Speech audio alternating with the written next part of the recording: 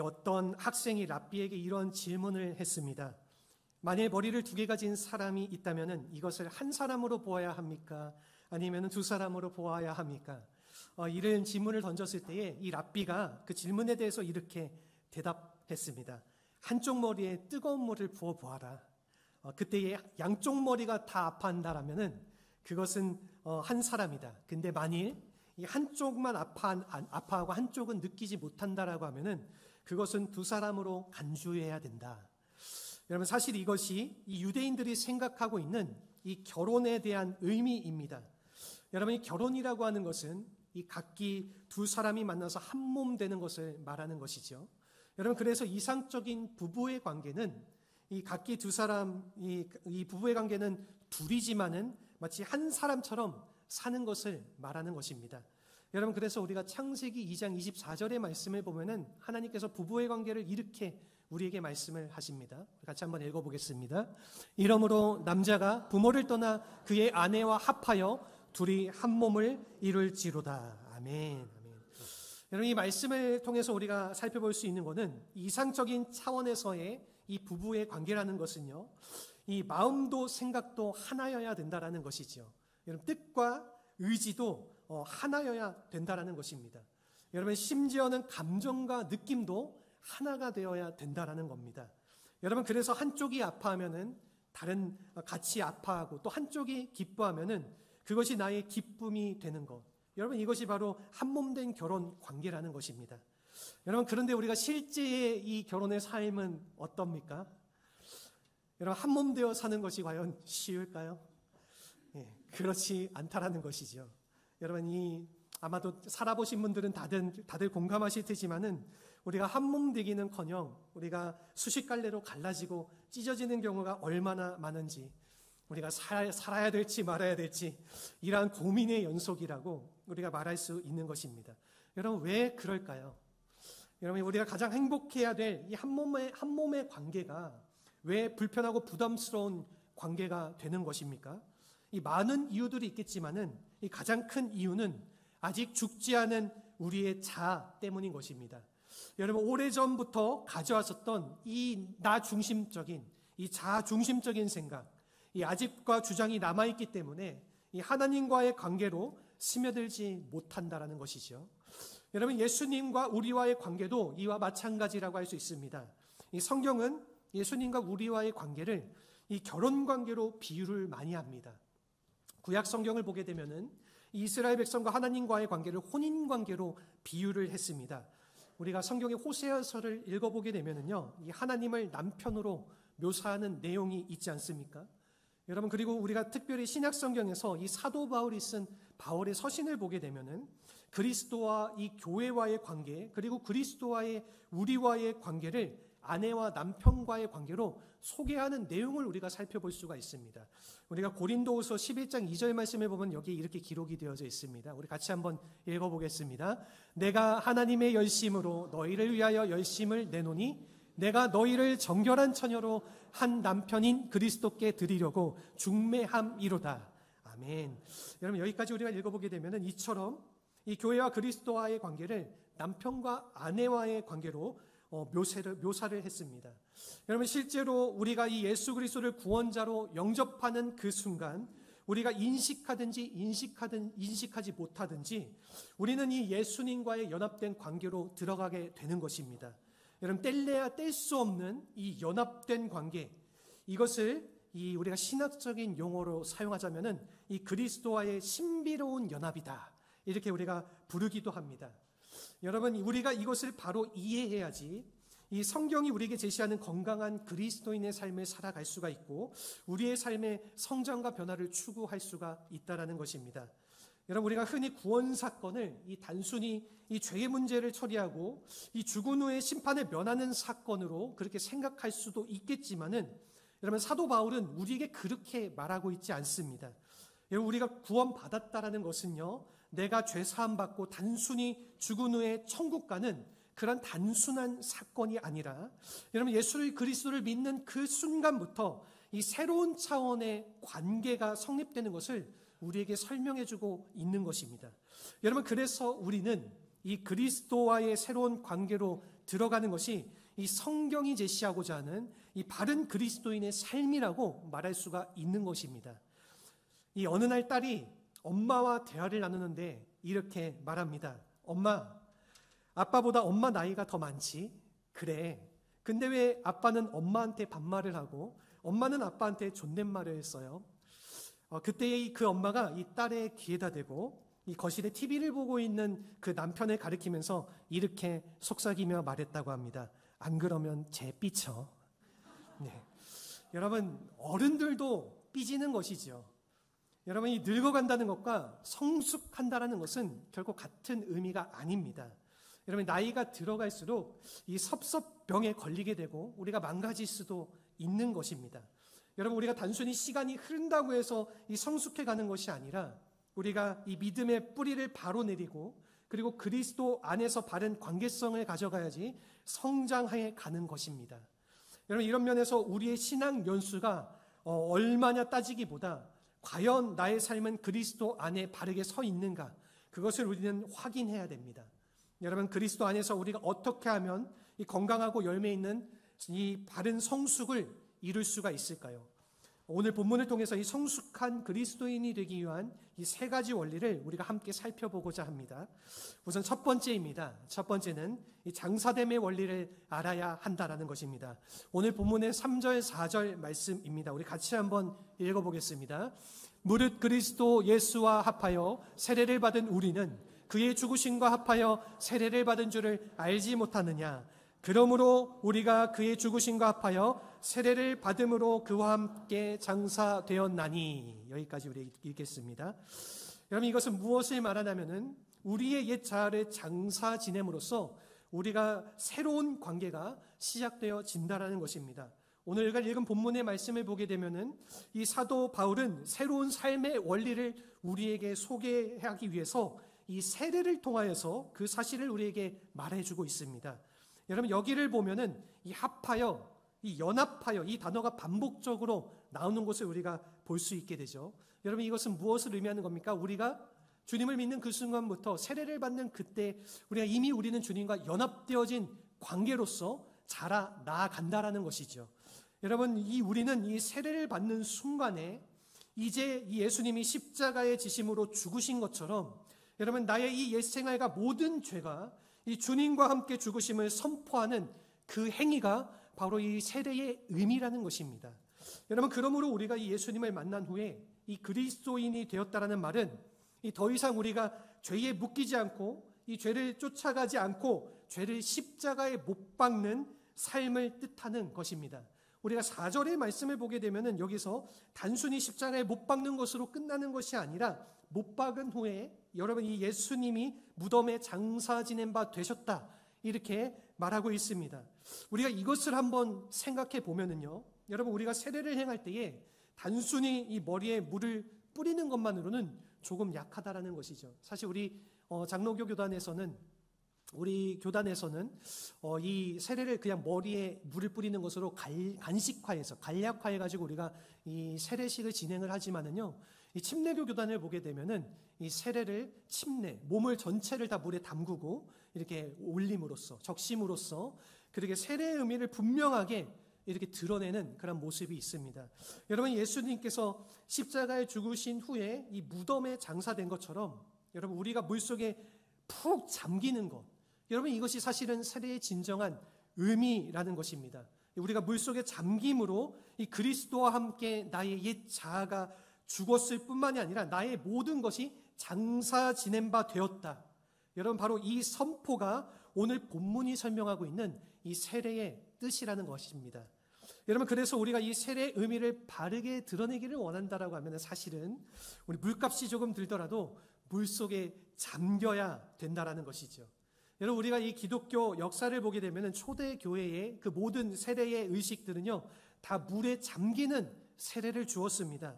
우리가 잘 아시는 대로 이 예수님께서 세례를 받으실 때도 이 물에 잠기는 세례를 받았다라고 모든 성경학자들과 모든 목사님이 이 내용들에 대해서 대부분 동의를 하십니다.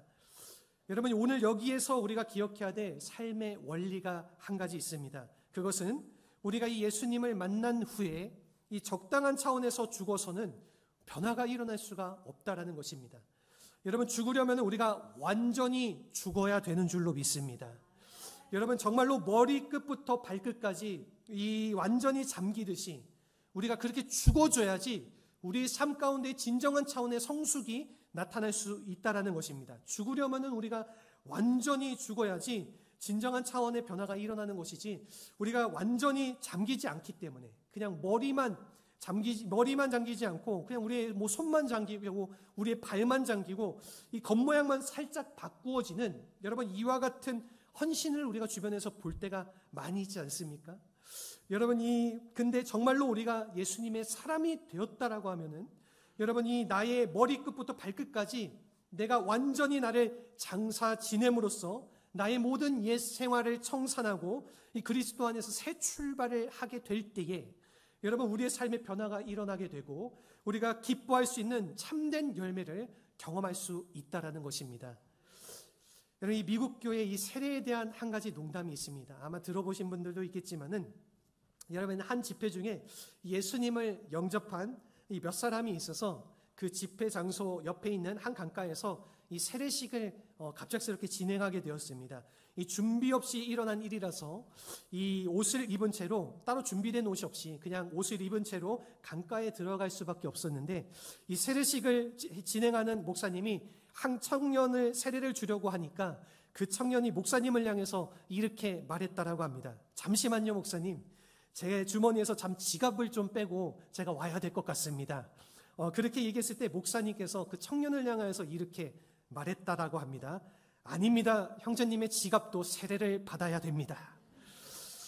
여러분, 무엇을 이야기하는 것입니까? 여러분, 이것은 우리의 삶의 모든 부분이 다 잠겨야 한다라는 것을 이야기하는 것입니다. 여러분, 어떤 부분은 잠기고 어떤 부분은 잠기지 않기 때문에 내 마음대로 살아가는 경우가 많이 있는데, 여러분, 진정한 차원에서의 변화를 우리가 원한다라고 하면은, 여러분, 예수님께서 죽으시고 장사 지내신 바 된 것처럼, 여러분, 우리의 옛 생활, 옛 속성, 이 옛 야망, 이 옛 가치관들, 이 모든 것들을 다 장사 지내 버릴 때에 이 비로소 새로운 변화로 나아갈 수가 있다라는 것입니다. 여러분, 이런 변화가 우리의 삶 속에 경험되시기를 주님의 이름으로 축원합니다. 아멘. 우리 두 번째는 무엇이냐면요, 이 새 생명으로 사는 원리를 알아야 된다라는 것입니다. 오늘 본문의 4절 말씀입니다. 우리 같이 한번 한 목소리로 읽어보겠습니다. 그러므로 우리가 그의 죽으심과 합하여 세례를 받음으로 그와 함께 장사되었나니 이는 아버지의 영광으로 말미암아 그리스도를 죽은 자 가운데서 살리심과 같이 우리로 또한 새 생명 가운데서 행하게 하려 하심이라. 아멘. 여러분, 우리가 장사된 후에 이 물속에 계속 있으면은 어떻게 되겠습니까? 물속에 계속 있게 되면은 죽게 되겠죠. 여러분, 그래서 우리가 이 물속에 잠기게 되면은 반드시 이 물 위로 올라오는 시간이 있는 것입니다. 여러분, 그러한 축복이 우리를 기다리고 있다라는 것입니다. 이러면 그것을 오늘 우리가 읽은 이 본문 4절의 말씀에서 우리에게 말씀하여 주고 있습니다.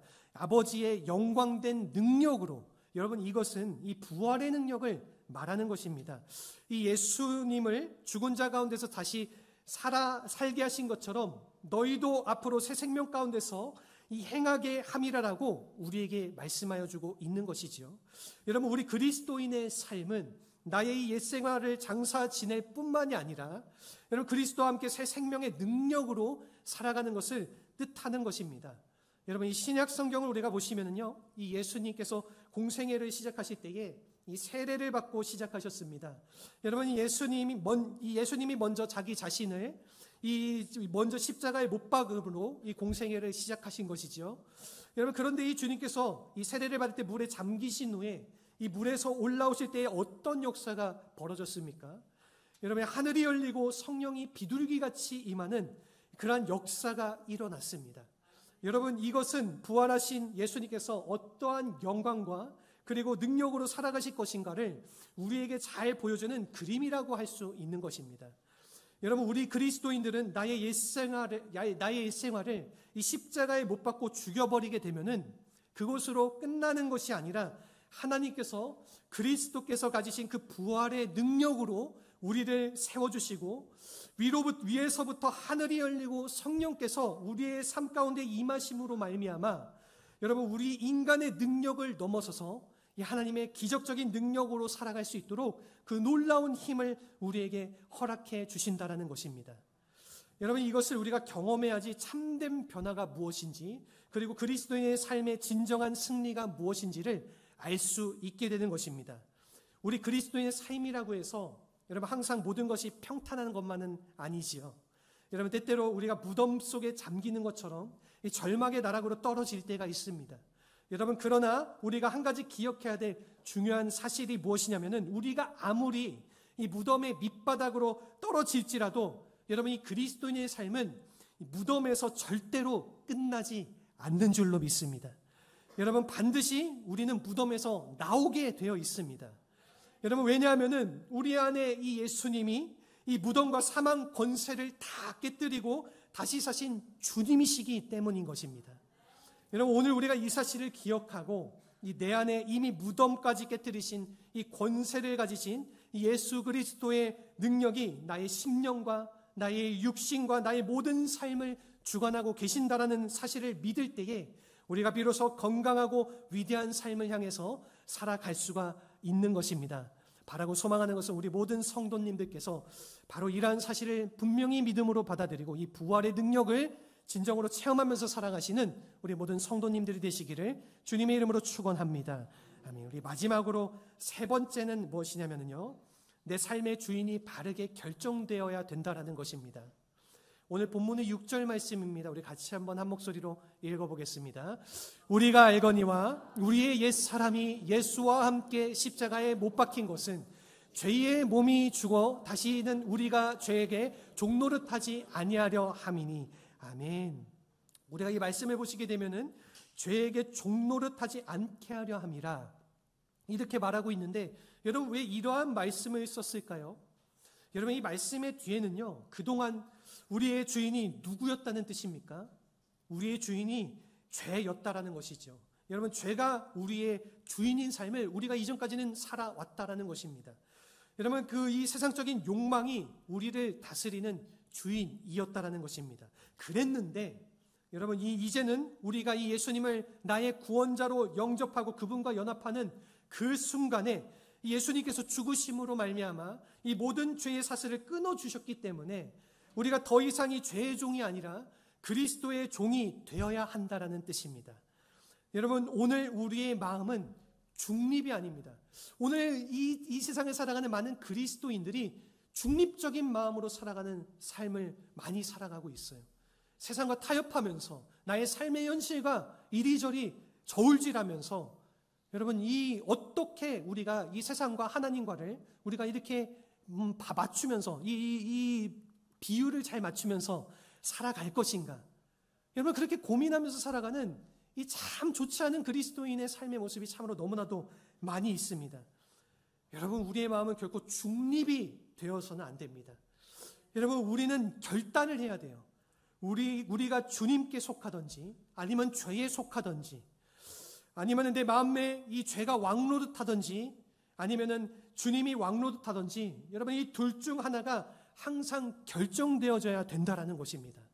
여러분, 이 나의 마음속에 죄가 가득 차서 이 죄가 왕노릇하기 시작하면은 여러분, 우리가 어떠한 환경에 처하더라도 이 죄의 열매를 맺을 수밖에 없는 것입니다.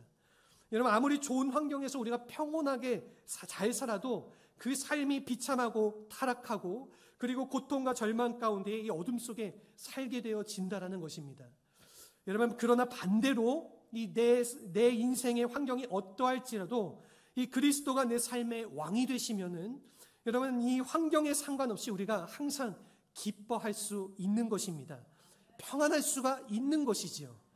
여러분, 이 모든 두려움이 우리의 삶 가운데서 떠나가게 되어지고 진정한 사랑과 환희 가운데서 이 참 생명의 능력을 우리가 소유하면서 살 수가 있다라는 것입니다. 여러분, 이런 면에서 우리의 마음속에 누구를 주인으로 삼을 것인가의 결단이 오늘날에 살아가는 우리 그리스도인들에게 분명히 필요한 줄로 믿습니다. 여러분, 우리의 마음속에 이 옛 생활이 자리 잡고 있고 옛날에 누렸던 이 쾌락과 이 생활이 계속해서 우리를 붙잡고 있다라고 하면은 우리가 아무리 노력을 해도 변할 수가 없고 앞을 향해 나아갈 수가 없는 것입니다. 그러나 만일 내 마음에 있는 이 모든 옛 생활을 이 욕심들을 우리가 십자가에 못 박아버리고 이 그리스도가 내 인생의 주인이 되게 하는 순간에 여러분, 우리의 삶은 진정한 차원의 회복과 능력을 향해서 살아갈 수가 있게 되는 것입니다. 사랑하는 성도 여러분, 우리는 예수를 믿는 순간 결코 혼자가 아닙니다. 우리는 그리스도와 연합된 관계가 된 줄로 믿습니다. 여러분, 우리 안에 그리스도가 계시고 또 내 안에 그리스도가 거하는 in Christ, Christ in me. 여러분, 이 예수 그리스도와 우리는 이 끊을래야 끊을 수 없는 이 신비로운 연합의 관계가 된 것입니다. 여러분, 그러므로 우리가 무슨 일을 당할지라도 결코 홀로 고통당하고 힘들어하지 마시기를 바랍니다. 여러분, 우리 안에 살아계시는 이 주인 되시는 이 예수님을 꼭 붙드시고 여러분, 그분이 우리에게 부어주시기를 원하시는 이 부활의 능력과 그 생명을 가지고 하나님께서 우리에게 정말로 원하시는 삶을 이루며 살아가시는 그러한 성숙한 믿음을 가지시기를, 성숙한 그리스도인들이 되시기를 주님의 이름으로 축원합니다. 아멘. 여러분, 이 시간 우리 함께 이 찬양의 고백으로 우리 함께 결단하며 기도하며 나아가기를 원합니다. 내가 주인 삼은 이 찬양을 우리가 주님께 올려드리며 내가 주인 삼은 거 다 내려놓고 이제는 주님이 내 주인이 되셔서 그 사랑의 능력으로 우리의 삶을 살아가리라. 우리 이렇게 노래하는, 우리 그렇게 결단하는 이 찬양의 고백을 함께 나누기를 원합니다.